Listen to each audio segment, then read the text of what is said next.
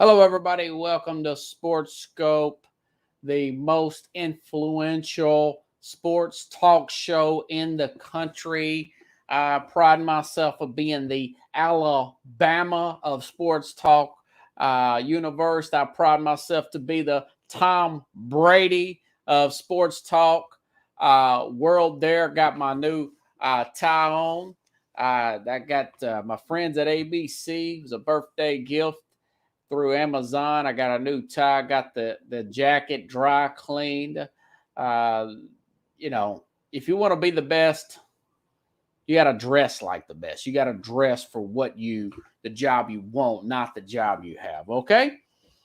And so tonight's program, everybody, I'm going to talk about the NFC North. I have an upset, Travis, my man out of Wisconsin, my friend Miss Ruth. She's out of Milwaukee. I've got a surprise winner for the NFC North, and it's not the Green Bay Packers. Okay. I studied most Sunday afternoon, folks. I spent dealing with writing notes, studying the NFC North. I'm gonna try to tackle the NFC South on Thursday, and then next week get into some of the more difficult divisions. Perhaps the NFC West, the AFC South. So we're getting closer to the league now.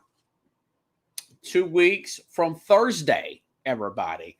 2 weeks from Thursday will be the Dallas Cowboys and the Tampa Bay Bucks. Hopefully, Dak Prescott will be practicing, and we'll get a chance to see him. 1 week from Thursday will be the college football season. Now, listen.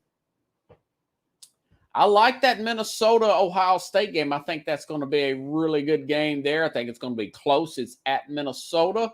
I think it's going to be a sold-out arena stadium there. Going to be packed up to the Raptors. So I do think that that's going to be a great weekend. Now, that's Labor Day weekend. I can't wait for Labor Day weekend. It is huge.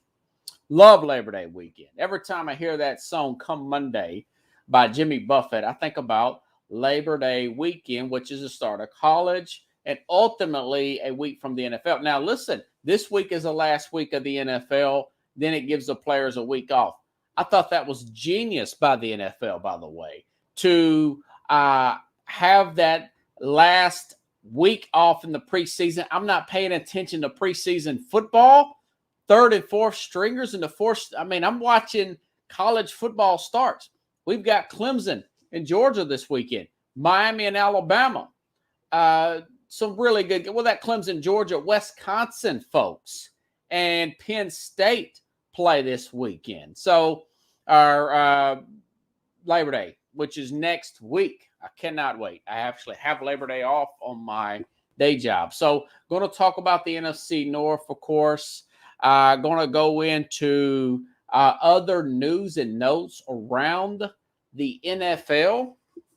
But first, let me say this. You know, you hear a lot of coach talk. You hear sports talk people make fun of the word cliches, platitudes. He's doing a really good job. We got to do this to get better.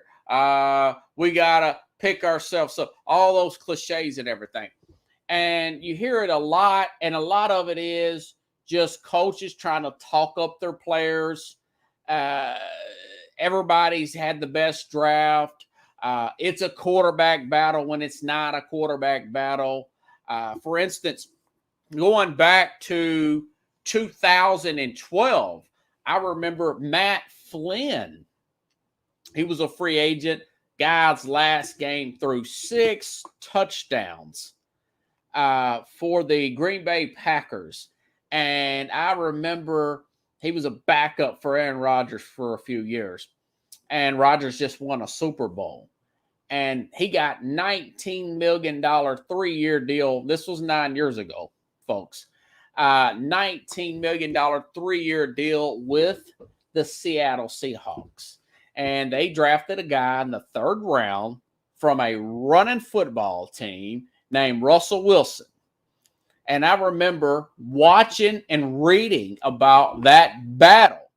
Supposedly, I thought it was such garbage that the writers were saying that Pete Carroll really likes this 3rd round pick out of Wisconsin. I'm thinking, you paid this guy 3-year, $19 million. I want to say $10 million was guaranteed. There's no way under the sun that this guy is going to start. He started with his flashes in preseason.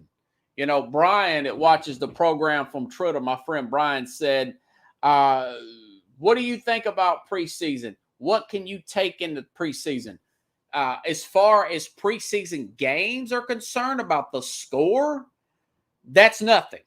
That is backups versus backups, not a lot of scheming, okay? Detroit went 4-0 one year.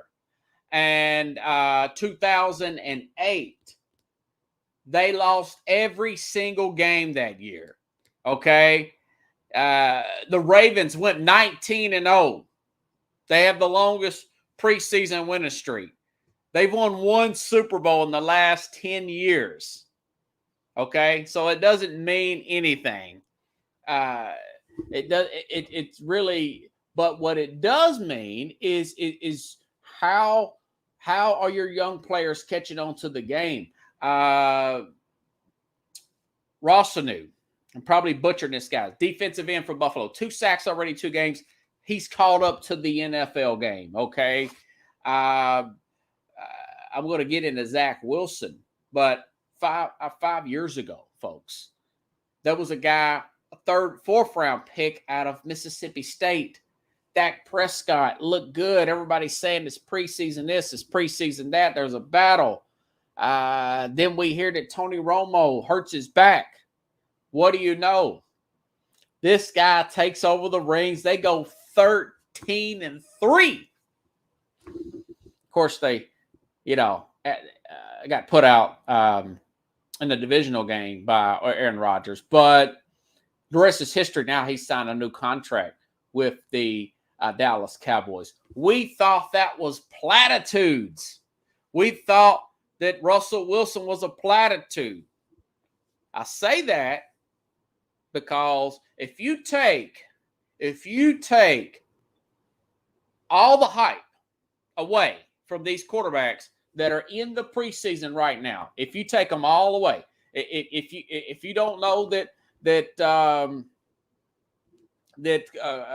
Trevor Lawrence is a national championship 6'6" specimen out of Clemson Pickles, and you just put him out there, nobody knows him from a hole in the ground, and then you take Justin Fields, not a national champion, a playoff contender, top 5-star recruit from Ohio State. You take him out, and you just put blank jersey, blank stat sheet, and then you take 6-foot-tall BYU guy who was drafted to one of the worst franchises in the NFL, and you put all their stats beside each other.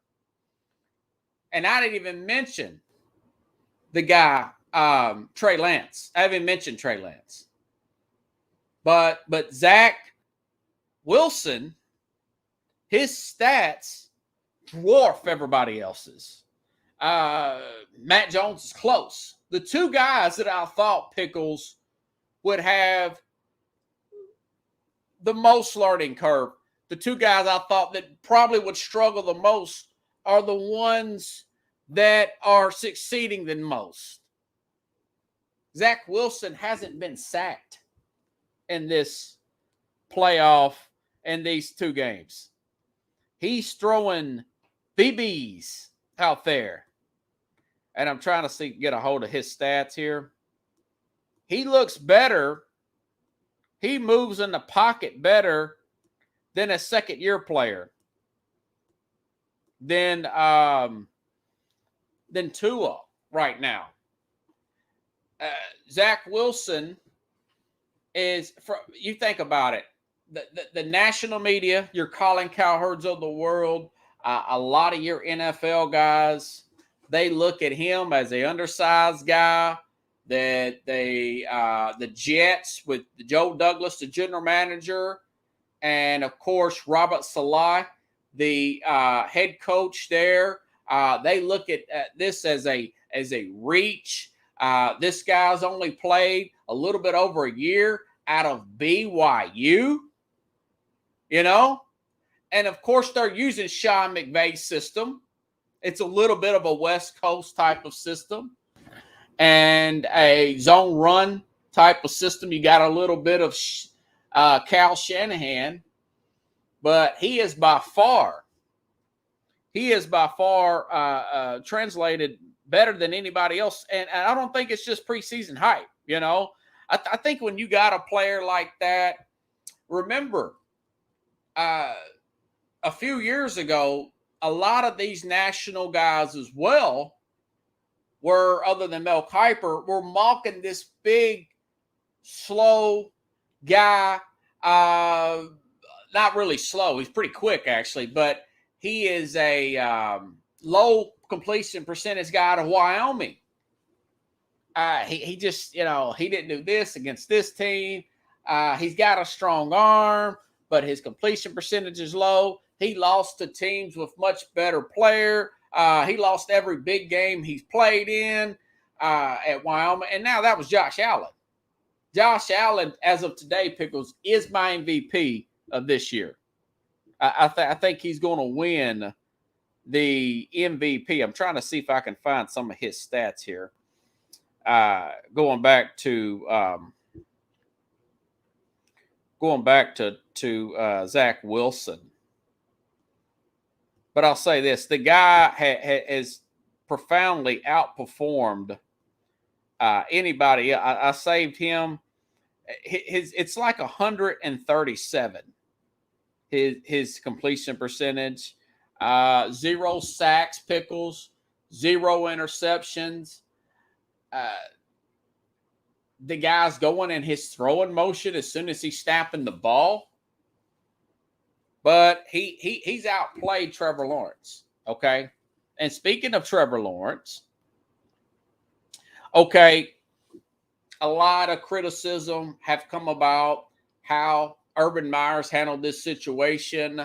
A lot of criticism has already came about of the two guys that are in charge of the offense, the passing coordinator and the offensive. When do we have a passing coordinator? Didn't you have a quarterback coach, Pickles? And then you have an offensive coordinator. They're starting to add these positions. But my point is, these are two guys. One of them is Schottenheimer's son, Brian Schottenheimer.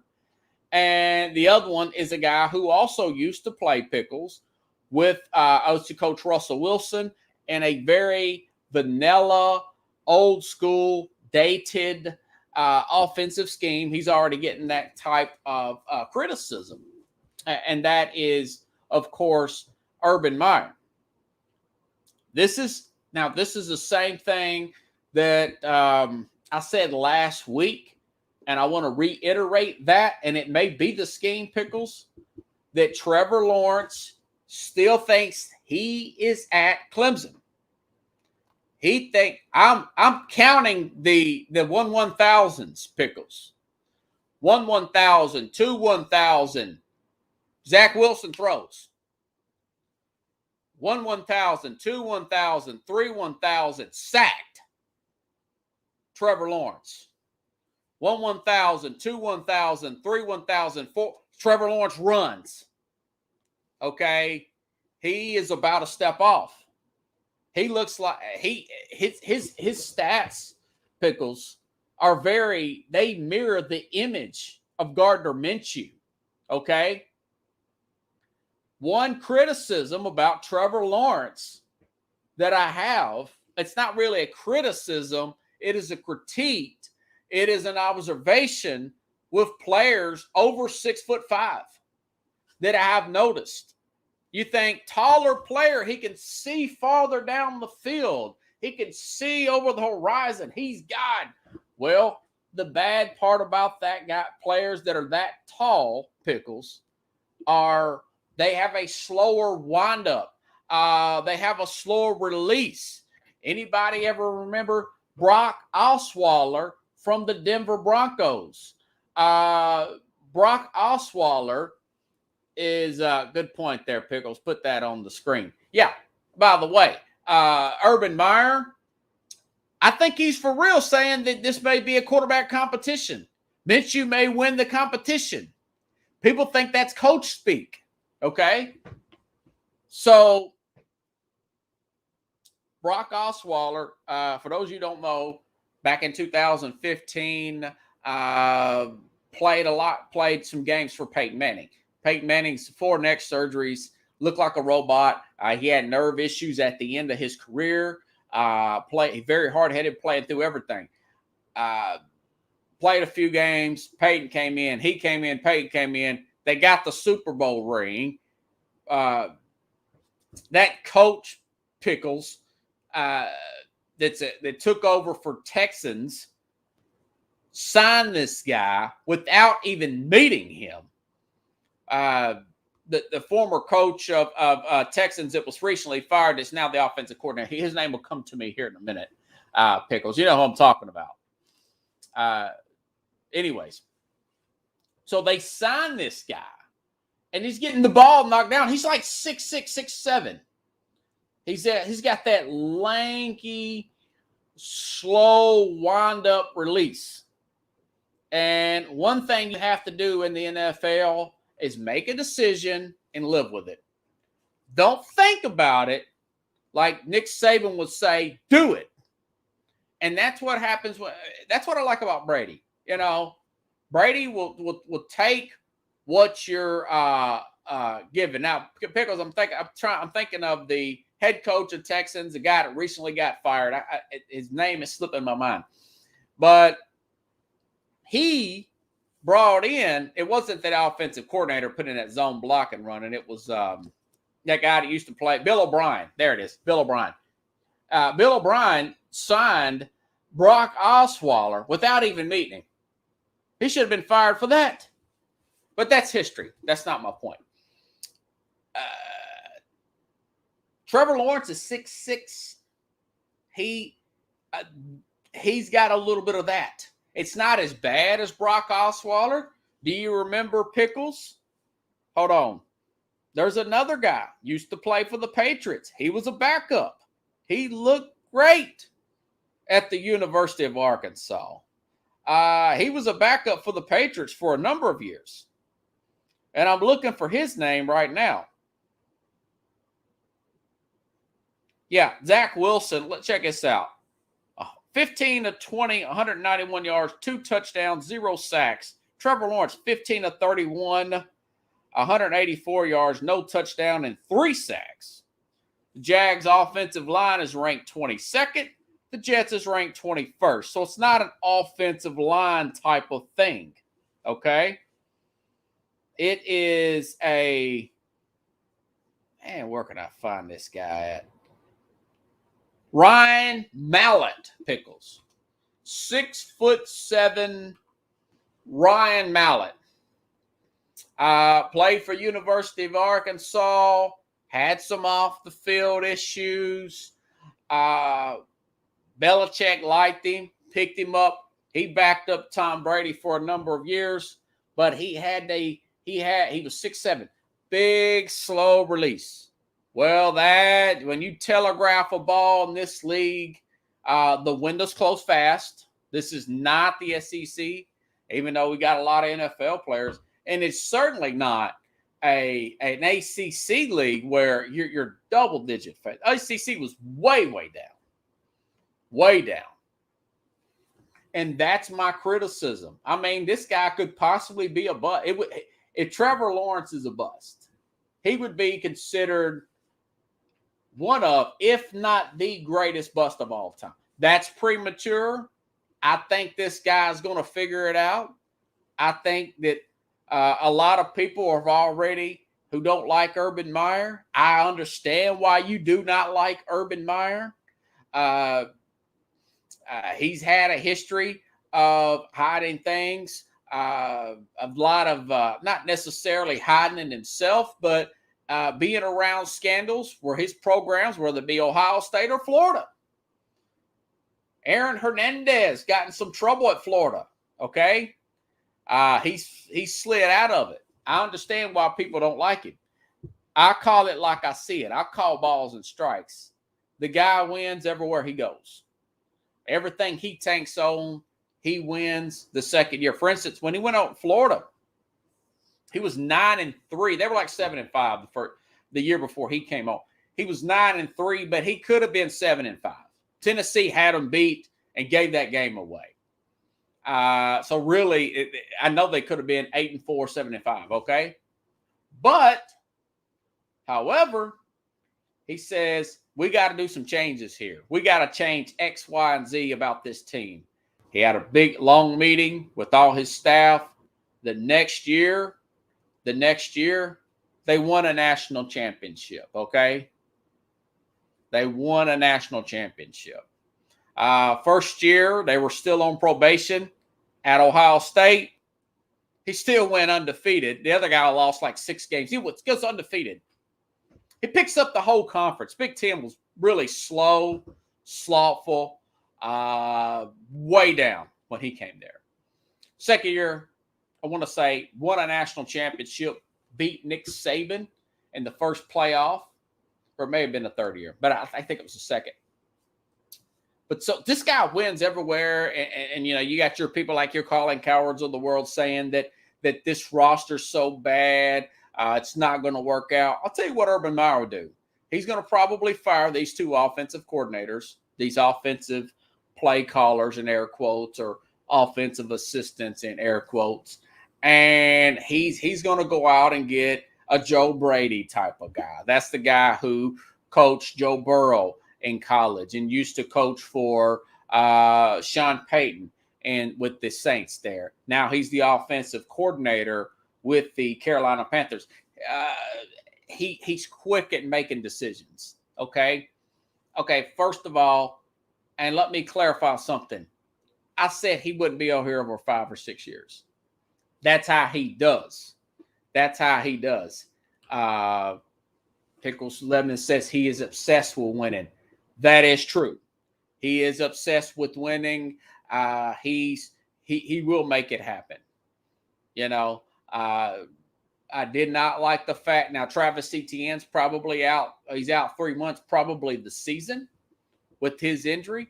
I thought they should have got another offensive lineman, and they put I can't remember the guy's name, but they put a running back over the other running back, Carlos Hyde. They started him over James Robertson. Well, James Robertson's the best player there. You know, James Robertson should have started over Carlos Hyde. Now Etienne is out. I wish they would have an offensive lineman there. Perhaps receiver.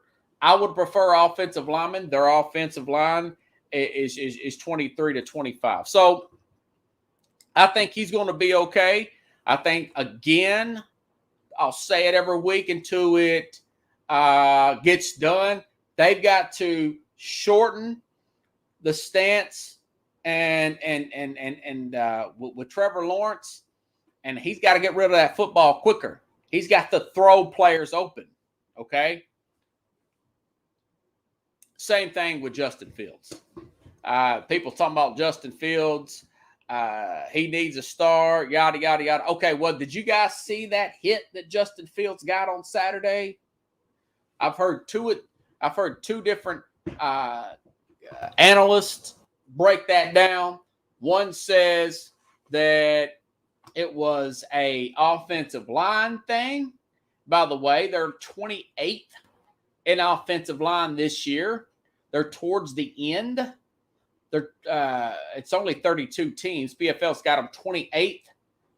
And Rich Eisen thinks that it was a rookie mistake by Fields not switching over his coverage, his protections to protect that linebacker. That can't happen. That is, even if either one is true, you've got to be able to see that as an NFL. Again, him and Trevor Lawrence are, and of course Trey Lance, this nonsense about Jimmy Garoppolo. He don't look perfect, but these guys are not there. The speed is not there. That's why I'm so impressed with Zach Wilson. And I'm really surprised at Mac Jones. And we'll talk about that here in a second. But let Andy Dalton, by the way, he's going to start the next preseason game, Justin Fields. Andy Dalton, according to Rappaport, several sources, is going to start week 1. You want Andy Dalton to move those situations over. You want Andy Dalton to take that kind of hit that Justin Fields took. Those kind of hits cause neck injuries, concussions, pickles, broken collarbones. Ask Aaron Rodgers about that. Okay, so that was a rookie mistake, not knowing when to switch up. Even if you do, you've got to get rid of that ball, man. You can't take those kind of hits. And that was against a vanilla preseason defense, Pickles. That wasn't even a regular season schemed up defense, okay? So those are my concerns about Fields. Play Andy Dalton, let him get hit. His career is almost over with, okay? He's a career backup. Let Fields learn from him just by watching him go through those reads, changing his protections, getting rid of the football, seeing his peripheral vision, okay? Trey Lance, yeah, I mean, he still looks okay. He doesn't look great. We know he's strong. We know he's quick. The ball pops out of his hand. Yeah, the Bears' offensive line is terrible. You're going to have to build that up. Now, there has been some talk about Jimmy Garoppolo. I saw that pick 6 in off Twitter. Well, the video went out, went viral, where Darwin James picked off Jimmy Garoppolo in a scrimmage. And I also saw that ball that he threw a little bit high in the game itself and had the interception there. I think he's just working out everything. He's probably pressing a little bit. Worst case scenario, this is a Matt Schaub type of situation. He was a backup for a few years for Michael Vick. He got picked up and had a contract with the Houston Texans. He used Aaron Foster a lot. Really smooth player. But once he lost his confidence, Pickles and Brian, and started throwing them interceptions, they turned into pick 6 after pick 6 after pick 6. That could be the worst case scenario with Jimmy Garoppolo. I'm going to break down the NFC North here in a minute. But I will tell you this. They opened up at Detroit with an emotional coach. Detroit's going to have a top 10 offensive line. They're going to have a really good running game. They're going to be pumped up and ready for the 49ers, okay? Big upsets happen for bad teams all the time for opening week. The Jacksonville Jaguars won one game in 2020. They beat a playoff team. They beat a playoff team in the Indianapolis Colts in week 1. If that happens, then Kyle Shanahan and John Lynch are going to have a tough decision to make. Me, I say, Jimmy, hang in there. We're going to hold you all season, not unless you throw 4 interceptions every single game or you completely go or get injured. You want him to stay with that because you do not want to run this season. You do not want to run this season. Trey Lance has a great future. Hold on, let me switch out everything.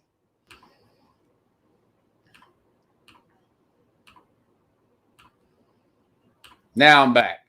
Okay. Remember, a lot of great quarterbacks set out a year. Aaron Rodgers set out 3 years. Patrick Mahomes set out a year. I believe in let's stop rushing things. Let these guys sit out. I think Justin Fields is probably going to sit out 4 or 5 games, probably after week 4, is what I'm hearing from other analysts. And that's probably true. But by then, he'll get to see live action, film, up close and personal. He'll get to break it down and let that happen. But remember, their offensive line is not that good. But Garoppolo would have to be absolutely terrible for me to pull him. When this team is that good. Okay, they got a team that can win the Super Bowl this year. They can win the Super Bowl. If I'm Jimmy Garoppolo, I'll totally get off social media. I don't pay attention to any of that noise. Okay. Speaking of others, Cam Newton. Okay, Cam Newton, but there was some kind of there you go. Good transition there, Brian.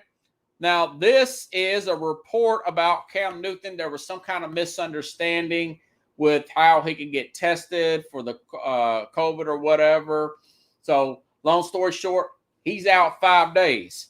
Okay, there's a story out of New England. This is from the Colin Cowherd Show. And I'm going to play this soundbite here in just a second on Cam Newton and the New England Patriots. Because nobody wanted the story to be leaked. All right? So people can keep secrets, right? We all know you have something in your life that you'll never let out. I've got a couple. Joy's perfect, so she didn't have any. But the point is, we all have secrets we don't let out. So when stuff gets out, somebody wanted it out. Sources in New England saying there's a level of frustration internally with Cam Newton. It has opened the window for Mac Jones. They want that out there. New England wants that out there. You know why New England wants it out there? Because when they move off Cam, hey, we gave him a chance. There's some truth to that. But let me tell you guys something. I know how Bill Belichick thinks, okay? Bill Belichick wants to win.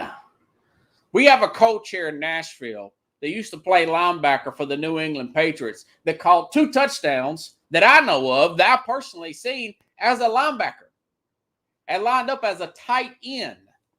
He will do whatever it takes to win. Okay? Yes, Mac Jones has exceeded my expectations. He's had the second best, other than Zach Wilson, preseason. He's reading defenses at a high level. The fact that he went to Alabama, that's a big strike against them because these big school quarterbacks have it so easy because they've had such a good team around them. That being said, you have another element there. You have a guy that I think is all-time leader in rushing touchdowns from like the 2-yard line is Cam Newton. They're wanting to keep that in their offense. I see a Taysom Hill, Drew Brees type of situation. I think they probably play Cam early. Now, people are saying he's missing 5 games. Week 1 is 2 weeks away. It's not Sunday, guys. So it's 2 weeks away. Cam, the knock on Cam is he doesn't put enough work in his actual game. He works hard physically. He's a specimen. He has a strong endurance for pain. I watched the All or Nothing series on Carolina. Again, Amazon don't pay me, but they should. It's a great series. I love it. The one for Dallas is really good. The one from the Eagles is really good. The one for the Carolina Panthers is really good.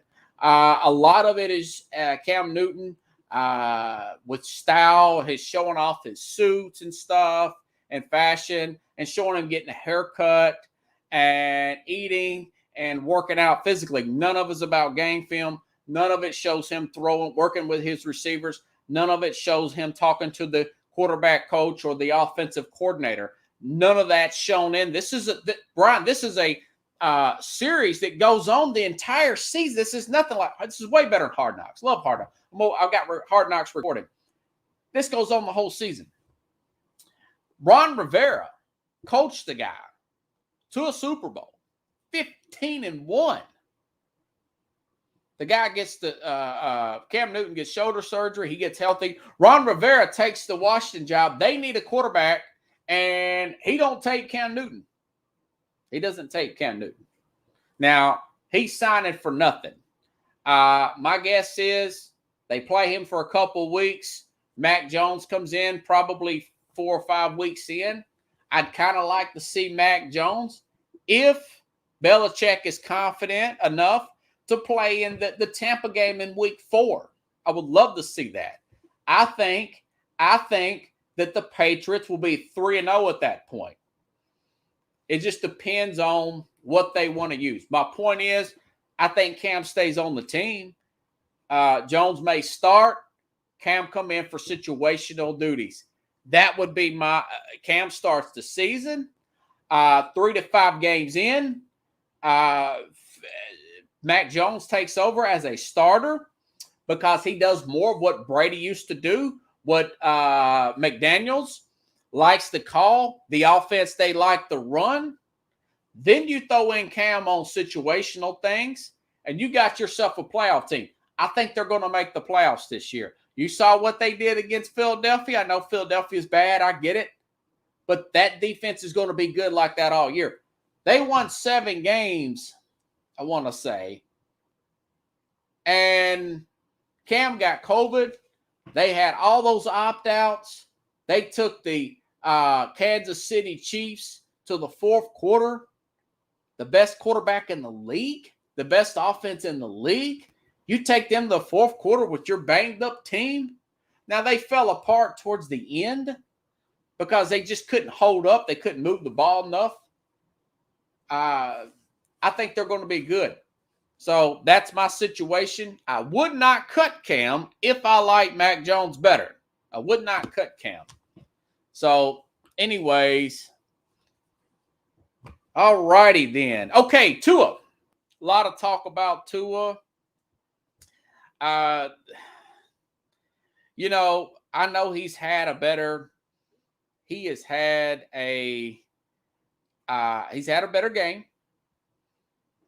But I'll say this.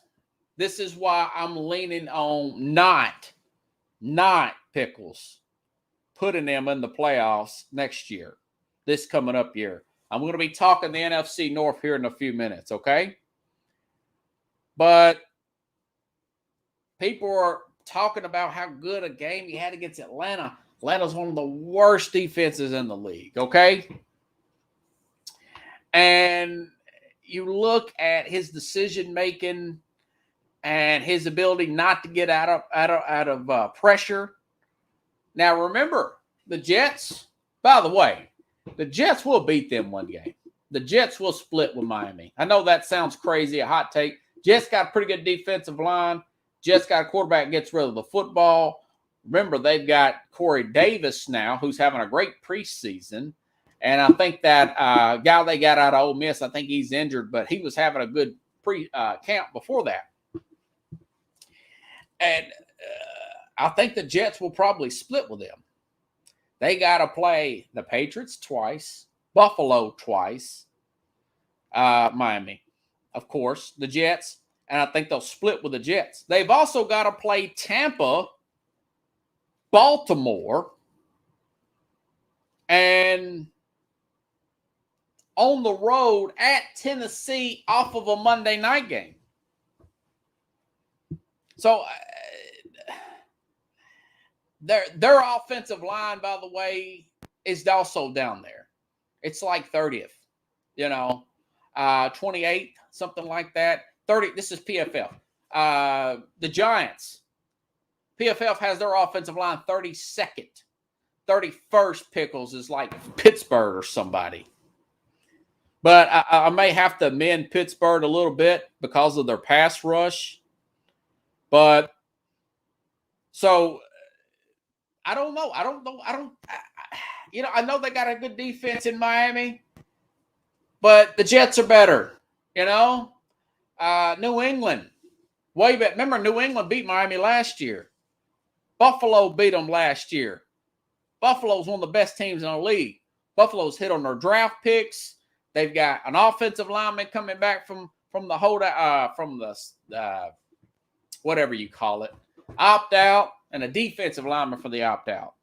And they got an MVP candidate. I think he's going to win it, Josh Allen. Okay? So I'm not sure about putting this Miami team in the playoffs. I think that they're probably going to regret not taking a Trey Lance in the draft. So that's something we're going to have to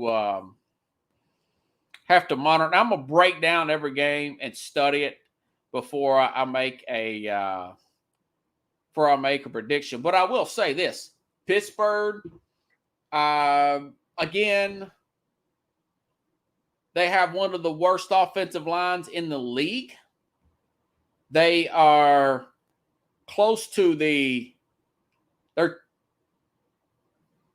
Texans are 22nd. I want to say they're like 28th offensive line.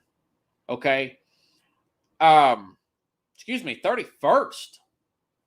But they had the first defensive line, according to Pro Football. We know they got TJ Watt, Cameron Hayward, Melvin Ingram looks. You guys remember Melvin Ingram? Used to play with the Chargers, got hurt last year. He's healthy and flying off the line of scrimmage. This is what I like about what I've seen from them so far. Najee Harris and this guy that was there, I didn't write his name down, but McFarland, Anthony McFarland Jr., it's 95 yards through the screen game. That's Booger McFarland's son from Maryland.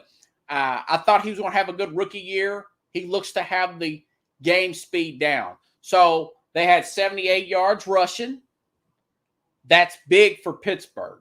I may put them in as a wild card, and I didn't have them in the playoffs. I may possibly have Pittsburgh in as a wild card. No, Bill O'Brien is the offensive coordinator at Alabama. He was fired.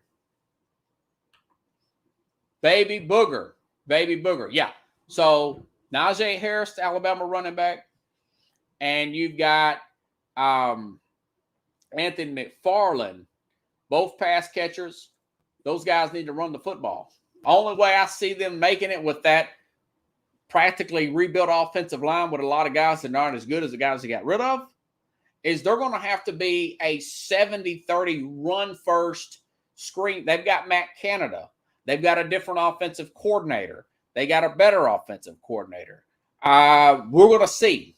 But they got the best defensive line in football, according to PFF. And quite frankly, that's probably true.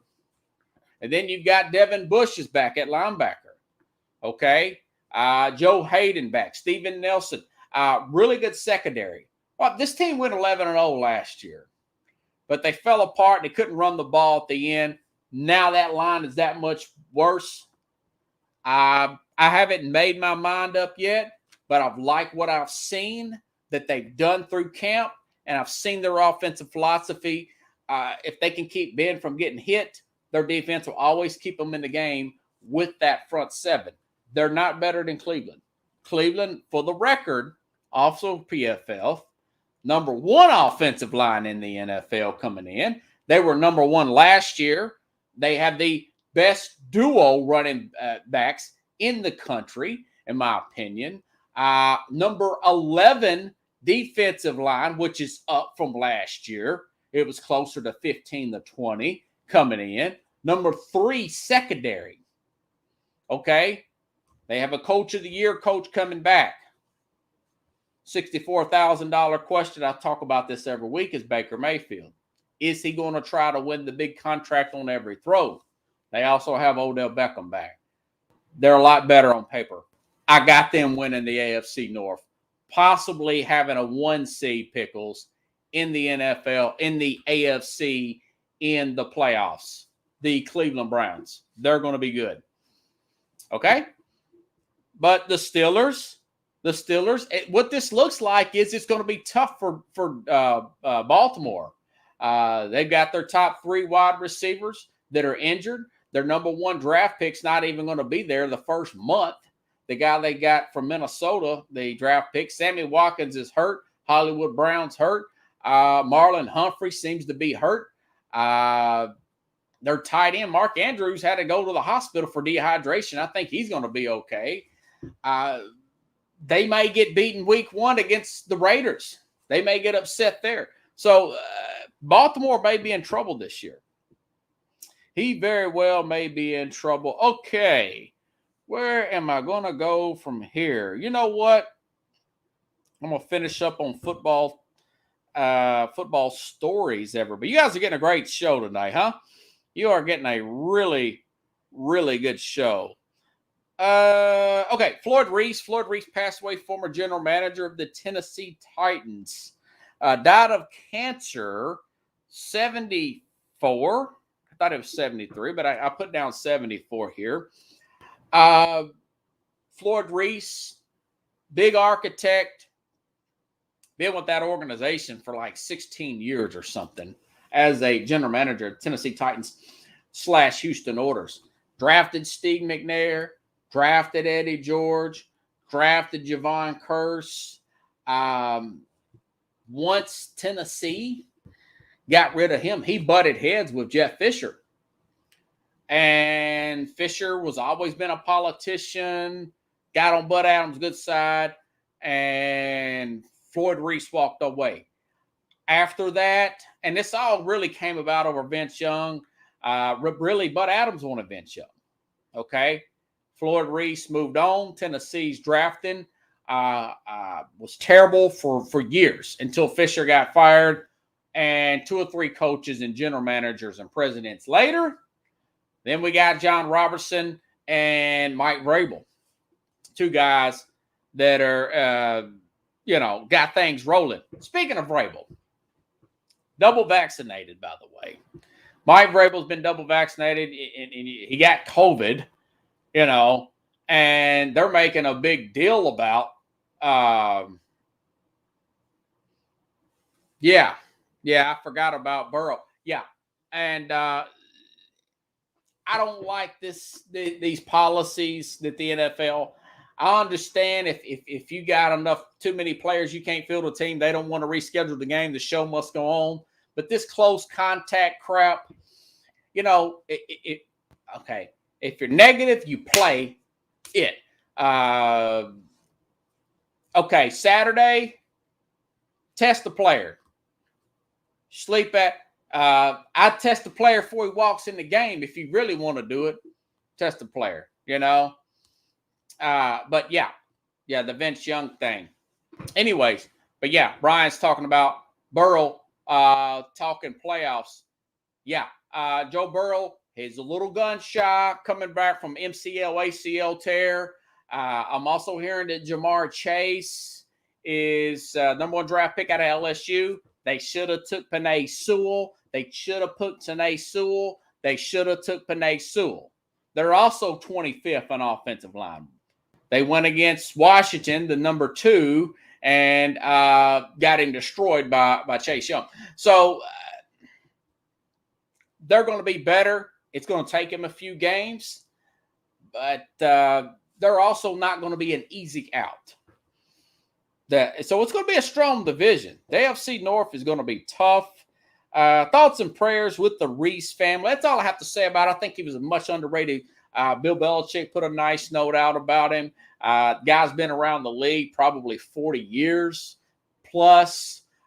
Floyd Reese, I noticed that he stepped down a year ago from a local sports talk job. I thought it was the young kid who was getting on his nerves, but really he had some kind of cancer pickles. But that's a very sad, unfortunate situation. Okay, Big Ten, Pac-12, ACC will be aligning. Penn State's, I read this from the Athletic reporting. Penn State AD Sandy Barber, an article from the Athletic, took a shot at the SEC saying that we put a lot on graduation and ethics and academics, yada, yada, yada. But I'll say this. The fact that the ACC is aligning with the Big Ten and Pac-12, that's better football. Again, not to beat a dead horse, but I just don't want to see Tennessee play Bowling Green. That's who they play on Labor Day weekend. I want to see more, Brian, Penn State, Wisconsin play. I want to see more. This is opening weekend. Clemson and Georgia play. I would love to see Oregon and Ohio State play, which they do in week 2, I think. Washington play Clemson, perhaps. Nothing against Marshall, nothing against Rice. But if I didn't go to Louisiana Lafayette, I went to Austin Peay. I don't want to see Austin Peay play Tennessee, Raiders and Chargers game. Yeah. But you know what, Brian? I lived on the West Coast for about 6 weeks, man. I love watching those games come on at 10 o'clock instead of noon, man. I thought that was awesome. But anyways, okay. We got Tua out of the way. Jameis Winston, yes, he should get the start over Taysom Hill. Not sure how Winston's going to work out. Everybody likes that pass that went to Marquez Callaway. But I'll say this. It was in double coverage. We'll see how Winston plays out. I hope the best for Winston. Winston is a better player than Marcus Mariota, the guy Tennessee took it to. I'll say that. He is a much better player than that. He definitely should get the starting job over Taysom Hill. I'm not sure if they're going to keep Winston, but I will say this. They're probably going to be somewhat competitive. They're going to fall short, and they'll probably be looking for a quarterback next year. I would probably take a guy like Winston as a backup. I still think he's got the talent to do it. I like the sacrifice he's done. He's in better shape. He's committed. The talent's there. But I'm not sure if he can get out of all his bad habits at this age in the game. Okay, where am I at on time? You guys are getting a really good show today. All right. I got 7 minutes. We'll get started. Speaking of the Bears. Okay, you've heard my piece. Play Andy Dalton as much as you can. Let him get blasted by the bad offensive line play. And I'm reading this Lindy's magazine. By the way, not to brag, but I smoke these guys every year in their picks. Every year. I mean, I'm right, they're wrong. They just got a magazine. Okay. So they've got Matt Nagy on the hot seat. Now, I'm saying Ryan Pace. Ryan Pace is a guy that traded up to get Mitch Trubisky in the draft a few years ago instead of Deshaun Watson or Patrick Mahomes. Okay? He's also got $17 million tied up in backup quarterbacks. Nick Foles, $7 million, 6.6 and some change. And then you've got $10 million and a guarantee to Andy Dalton? Why didn't you just work with Nick Foles? You're already paying him. So then you take these other draft picks and then you move up again and get Justin Fields just to hang on to your job. Right, Brian. They'll both probably be gone.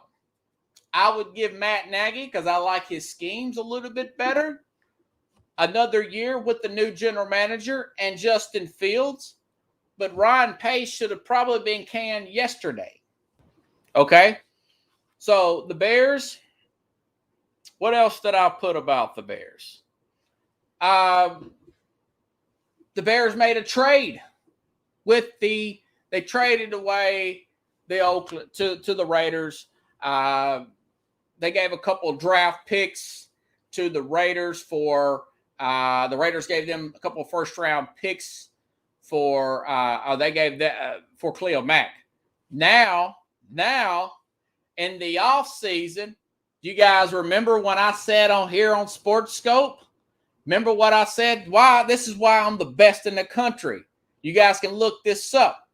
I said the Bears won that trade. They did win that trade. The Raiders won that. The Bears they did win that trade. They won the trade with Khalil Mack. Okay, Khalil Mack is playing at an all-pro level.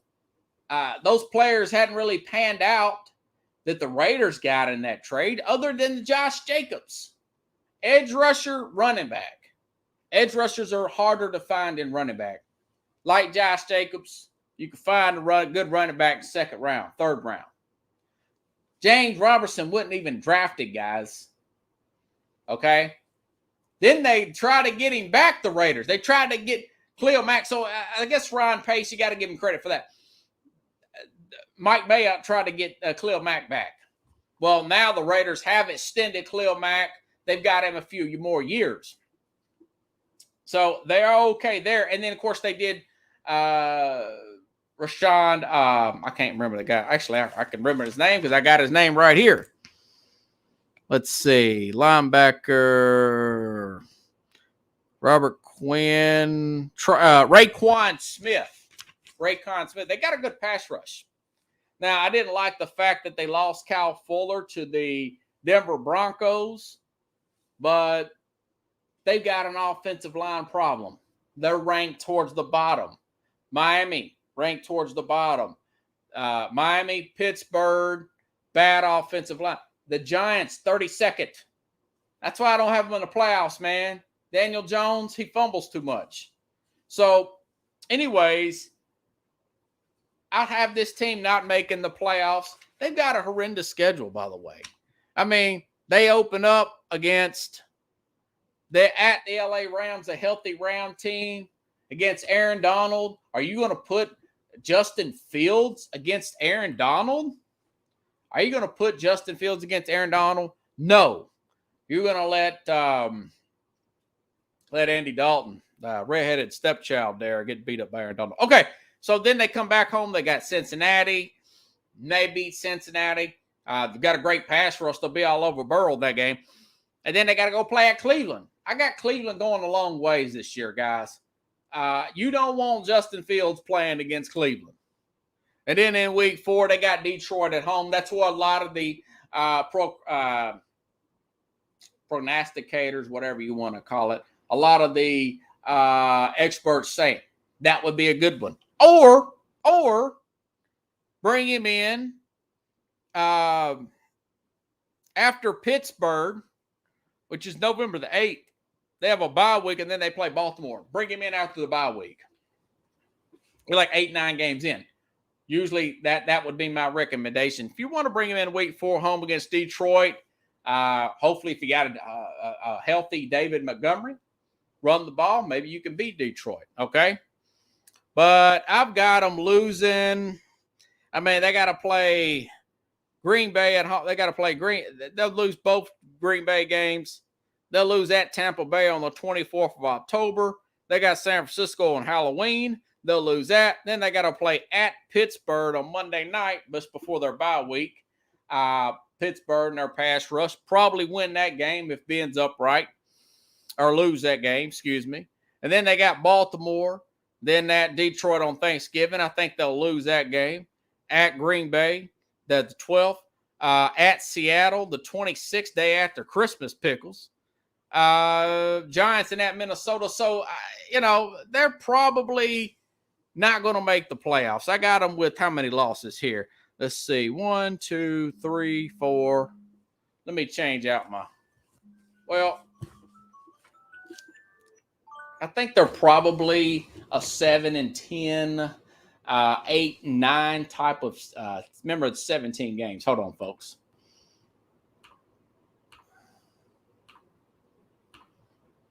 So the Bears are, they're not going to make the playoffs. They'll probably make a change there. I would imagine that they'll I remember I called it Matt Patricia get fired last year, and I think he will get fired. I was right about that. Denver or Detroit fired him. Excuse me, guys. I got to get something to drink. I'm a motor mouth here. Yeah. Brian saying, hell no, Donald can have the W. Right. The Rams are going to be world beaters early, even though they did lose another running back. They're going to have to go out and get somebody. I think they're going to win that game. They got a much better offense, better up front defensively. And it's at L.A., okay? So I got them losing that Ram game. I got them losing at Cleveland. That's 2 losses there. Both Green Bay games, that's 4. At Tampa, that's 5. San Francisco, that's 6. Pittsburgh, that's 7 losses. At least one. It's 8 losses to Minnesota. And then at 9 losses at Seattle. So, yeah, they're like an 8-9 team. Probably do away with the clean slate. I hope that they keep Nagy around. But I would totally understand if they decided, guys, to clean house. Let's see if I have any other notes for them. 28 PFF, 7-10 to 9-8. That was what I had on my notes. Okay, Pittsburgh. Now, again, last year, Detroit. Detroit had them firing. If you guys go back and listen to my predictions, you can find them. You can look up SportsScope on Spotify, or you can look it up here on Facebook. I talk about the NFC. Listen, it's y'all, everything's dated. They had Patricia getting fired last year, so they have Dan Campbell. Now, Dan Campbell is a rah-rah emotional guy, up high, down low type of guy. If you guys recall, a few years ago, I want to say back in 2015, Pickles, he took over for Joe Philbin with the Miami Dolphins, and they played like a house of fire the first couple games. Then they fell off, and then the Dolphins decided not to hire this guy. They end up hiring somebody else. And then ultimately they've got Brian Flores is doing a pretty good job. So Matt Campbell's been like a tight ends coach ever since he comes over from the Saints. These teams are going to be high and low. Now, they don't have any really good skill players. Rashid Perriman is their best wide receivers. Now, I do like TJ Hawkinson, and I do like their offensive line, guys. They drafted Penei Sewell. They had a good offensive line coming in. They have a top 10. Actually, their offensive line is ranked 10th in the league coming in. So I do think, what is it, Trey Flowers? Let me see who they got there. Or is he a defensive? I can't remember. Yeah, Flowers is our defensive guy. But yeah, guys like Taylor Deckard signed an extension in the offseason. Penei Sewell, Frank Ragnow. These guys are pretty good, okay? TJ Hawkinson, their star's going to be at tight end. Now, I've told this to my dad the other day.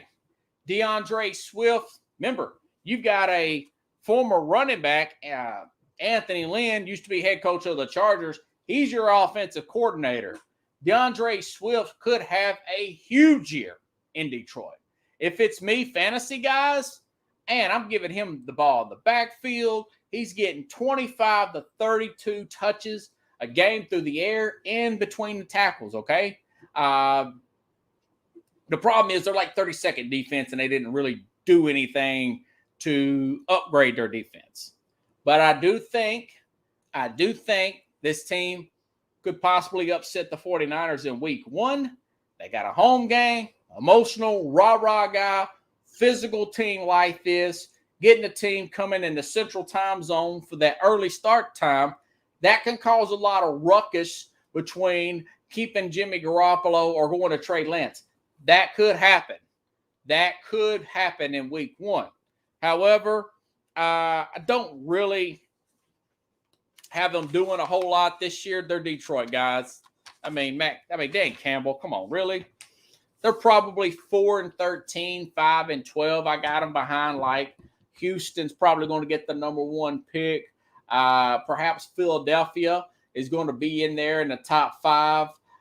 Detroit and Jacksonville probably round out your top 5, but Swift would be good call, Pickles.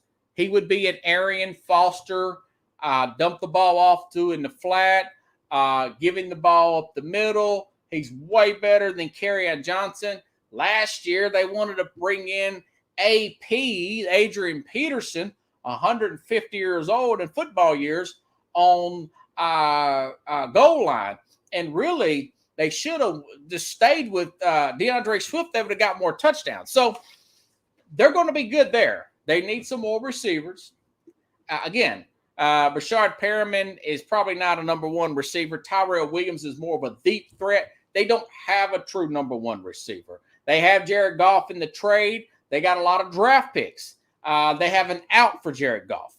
I would be a heavy run team, and I would blitz a lot on defense.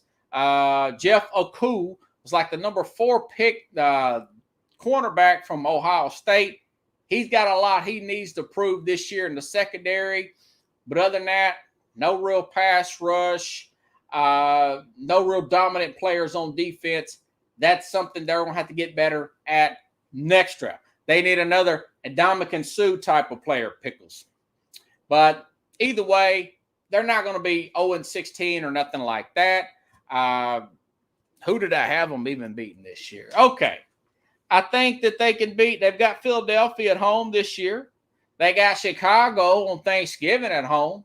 I think Chicago will be a train wreck by then. They could probably beat Chicago.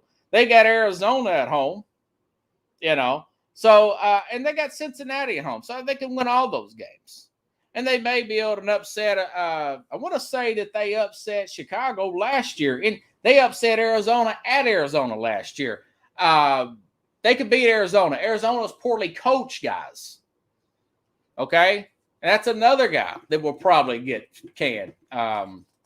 Cliff Kingsbury. Look for him to be canned next year for the Arizona Cardinals. Okay? Okay, Green Bay. Now, Green Bay, I understand we have a lot going on in Green Bay.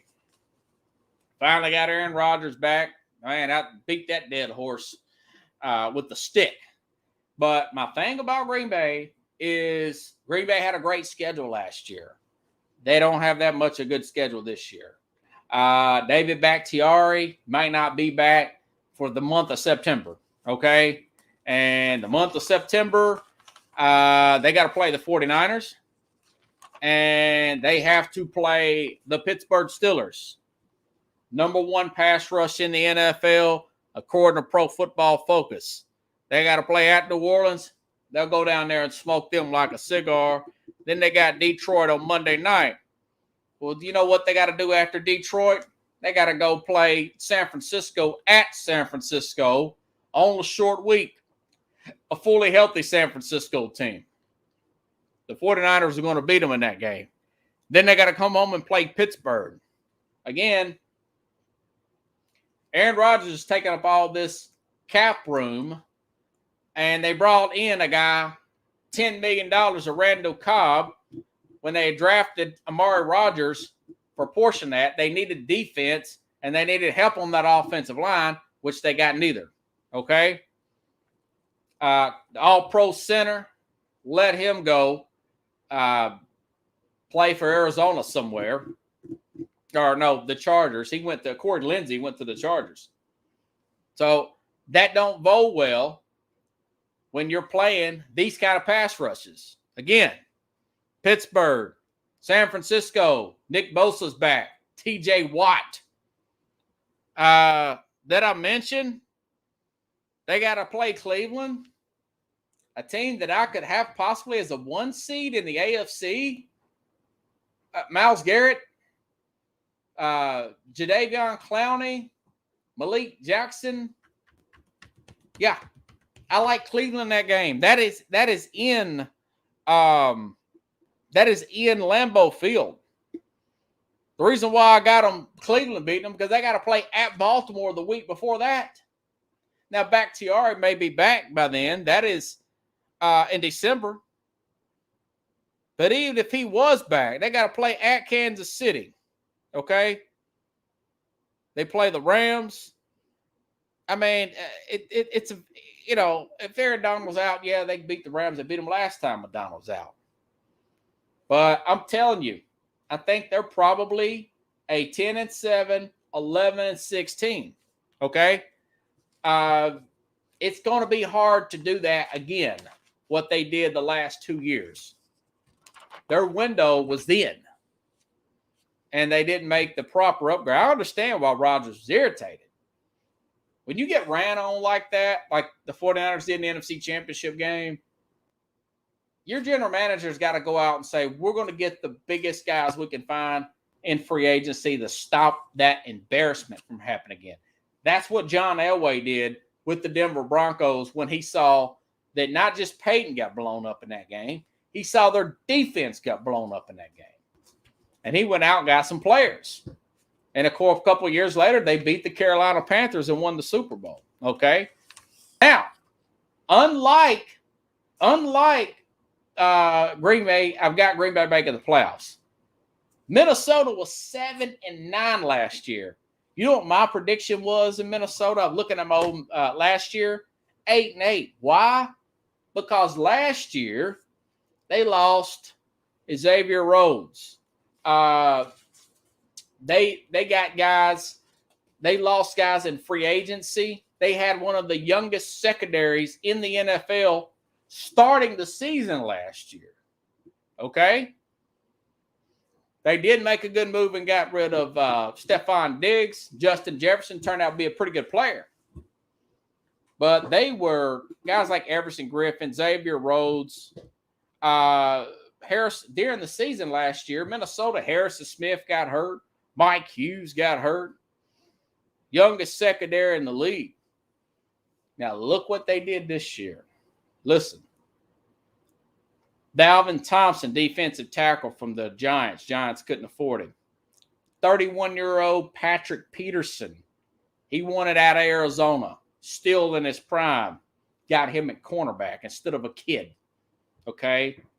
Rashad Breeland. I don't know why Kansas City let him walk. He was great. 29-year-old veteran cornerback, Rashad Breeland. Okay? They've also picked up Sheldon Richardson. He was a cap casualty from Cleveland. So they've got Dalvin Tomlinson, defensive tackle. Sheldon Richardson, defensive tackle. Okay? And you look at their offensive line is ranked pretty low as well. They drafted this guy out of, I want to say it's Virginia Tech, but he also got higher grades.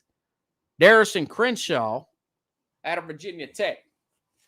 And I think Irv Smith will have a breakout year at tight end. The rookie from Alabama last year. I think Justin Jefferson takes another step forward. You still got Adam Thielen there. You still got Dalvin Cook. One of the best. This team went up to Green Bay and beat Green Bay in Green Bay last year with all those injuries on defense. I mean, these guys at linebacker, Eddie Kendricks, Anthony Barr was hurt last year. All those players will be back this year. All those players. And they brought back Everson Griffin this year. I think this is the best defense since 2017 when they went 13-3. I don't think they're going to go 13-3 this year. That was with Casey Keenum. He's now the backup at Cleveland. I think this team will probably go 11-6, and they will beat out Green Bay in a tiebreaker. They will bring out Green Bay in a tiebreaker to win the NFC North. Green Bay makes it as a wild card this year. But they have a murder's row schedule. This Minnesota team, at Cincinnati, at Arizona, Seattle at home, Cleveland at home, Detroit at home, at Carolina. I mean, they can win all them games except for maybe Cleveland. They got Dallas at home this year, off a bye week. Dallas played them off a bye week and beat them last year. They beat Dallas this year off a bye week. They got Pittsburgh in Minnesota, but it's Thursday in Minnesota, so I like Minnesota in that game. I like Minnesota's pass rush. The Bears, I think they beat the Bears. They got the Rams at home late in the season. The Rams are going to be falling apart by them because they're not a deep team. This is in December 26th. They're going to beat the Rams in Minnesota, December the 26th. Then at Green Bay and at Chicago at home. So they're going to split with Green Bay. But I think they're going to be a game better. And they're going to beat Green Bay. Travis, I'm sorry, nothing personal. My friend from Wisconsin, Miss Roof from Milwaukee. You've done nothing to get better in Green Bay. Mike Zimmer's on a hot seat, but these players like to play for Mike Zimmer. They're coming to Minnesota to play for a discount price. Now, Kirk Cousins could hold up. He's not vaccinated. These ridiculous close contact rules that the NFL has could halt him from getting that playoffs berth. If he's hurt or something, or if he's held out because of that, then they put Keelan Mond in there, which probably be the starter in a year or two. Hopefully he is. If you're a Vikings fan, you don't want to pay Kirk Cousins $35. You want to pay this guy $1 or $2 million and possibly be the next Dak Prescott to come in there. But Cousins is the kind of guy that he don't go out a lot. Married, 2-3 kids. Like my dad would say, milkshake drinker. Ever throw early, don't get out. Probably be okay, but that's no guarantee. He's kind of an anti-vaxxer, you know. That could hold him back. But you seen that defensive personnel I named? This is a veteran defense. These guys are going to be communicating. They're going to have the running game. They're going to have 2 receivers they can depend on. I think they're going to be better at tight end. They're going to be better as down the stretch at offensive line. And they're going to travel well. So I like them to win this division. I don't saying get to the Super Bowl or anything. I think Tampa's got a clear cut to get back there. The 31st schedule in the nation, the easiest. All their starters, even all their backups back. Tampa, But I will get into the South on Thursday. But again, probably Klaus will be cleaned in Chicago as far as NFC North. Detroit may upset somebody, may upset the 49ers. They're going to run the ball well. They're not going to be able to stop anybody. Goff is going to have a better year than expected. And they're going to be a fun team to watch. And Green Bay's not going to be as good as they have been in the past. I don't know if they even found a cornerback to play opposite of Jairus Alexander, which now probably is the best cornerback in the league. But you got your tackle out possibly the first month. You don't have your center. Team's going to be able to run on you. Much more harder schedule. It's just too many dominoes. Too much is going against Green Bay this year. And all those upgrades on Minnesota, again, they beat Green Bay last year with the depleted team. This team will be much healthier this year. I was off by 1 game for Minnesota last year. This year, I'm saying 11-6, and they're going to win the North. That's my prediction. Minnesota Vikings. We can listen to Lizzo. So if you guys like the show, share the show. You got 1 hour and 19 minutes out of me.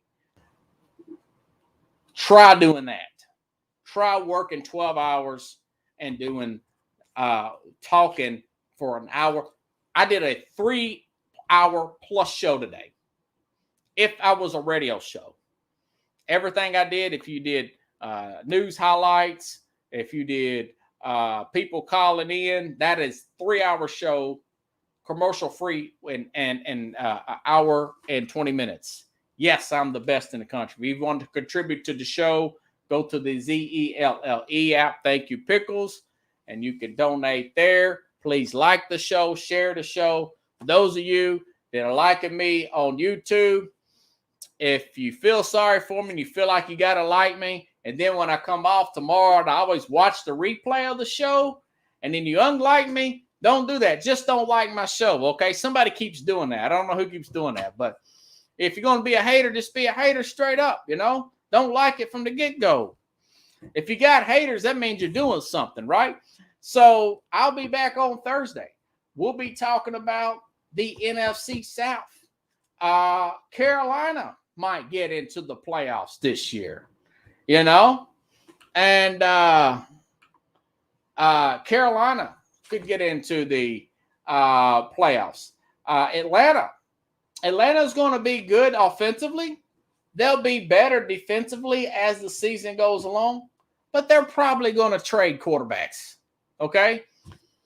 And the Saints, all I can tell you is they're not going to have Michael Thomas for the first month. They've lost offensive linemen. They've lost defensive linemen. They may have lost their mind down there. I don't know. But I know Winston will be, I know he'll be starting. So I'll get into more of that on Thursday, everybody. Thank you for watching the show tonight. Again, have a good night. I'll see you probably a few minutes before 9, and we'll be talking about that and whatever news breaks between now and Thursday. Hopefully, Dak Prescott will be back practicing again. I hope that Dallas gets their act together as far as that, and he's not as hurt as being let on. I'm going to get off here and watch some of the recorded Hard Knocks. So have a good night, everybody. I'll see you around probably 10 minutes before 9 p.m. Central Time here on Sports Scope.